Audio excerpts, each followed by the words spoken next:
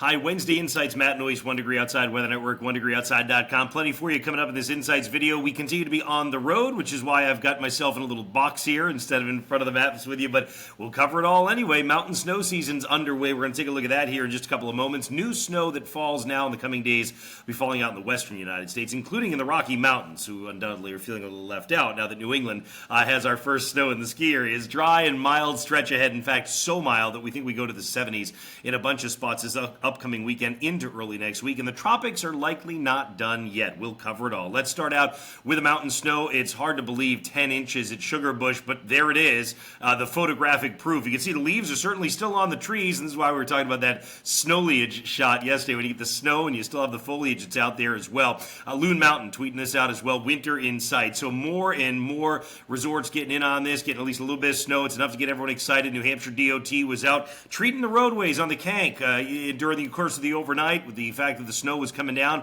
and the road was turning slick. Here's your total snow amounts that came down. Anywhere you see that deeper blue is where you got 4 inches or more of snow. We did that in the high terrain of the greens, and then we also did that when you get into some of the northwest facing slopes of the whites, more on the order of about 2 inches or so that came down across some of the presidentials. But nonetheless, the high terrain picking it up. In terms of the precipitation totals, it says rainfall, but you can take that as melted precipitation as well. You can see the locally higher amounts that show up when you get into those western and northwestern facing slopes where we got what we call upslope snow, the wind pushing up against the mountain faces. Snowfall over the last 24 hours. Rest of the country is just jealous if they're into winter sports. However, they're not going to be jealous for long. Couple things going on. Jet stream level.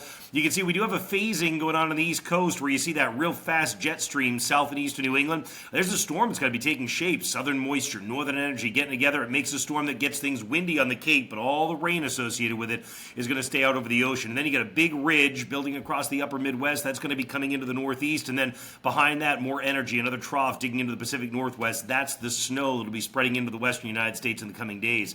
If we plot the atmospheric energy, you'll see that in the reds and the purples indicating the real intense energy. Here comes the energy aloft, digging in off the mid-Atlantic, coming together as that storm south of New England. Again, dry, high pressure, nosing in from the north and west, which means we likely do not get into the rain, but we get some wind. And then boom, there is that big ridge, that high pressure dome that builds across the Northeast and all of the eastern United States. We talked about that one in pattern predictions on Monday that you'd want to watch it because chances were good. The temperature forecast would get warmer and warmer as we get closer to it. Sure enough, that has happened. It is a core of warm air that comes with that high pressure dome. There's the storm on the weather map for Thursday. We go to Friday, the storm goes off the coast, we get into high pressure, and there's the next storm out in the western U.S. That's the one that's going to bring some snow first to the Cascades and Intermountain region, and then across the Rockies as well. So if you look at the predicted snowfall over the next couple of days, nope, no more coming here at home, but out across, again, the Rocky Mountains, you start to see the snow adding up. In fact, some of these spots, you're going to start to see the pink showing up, where you get over a foot of snow in some of the higher terrain of Colorado, and then running up through Wyoming into parts of Montana as well. So you'll be seeing, I'm sure, plenty of shots coming out on social media from the ski areas, from Utah running out through a lot of the Intermountain West. Meanwhile, here at home, I told you the wind is going to start to shift a little bit. It's still been coming out of the west, but it starts coming out of the north. Then eventually, as that storm gets going to the south, it's out of the north-northeast, and on the Cape, we'll end up with a north-northeast wind that's going to be gusting over 30 miles an hour by the time we get to Thursday night and Friday morning. Notice Providence and even Groton, New London, Connecticut may get into some of that as well. So it's a bit of a breezy overnight Thursday night into Friday. That means that the frost threat kind of goes away after tonight, and tonight's frost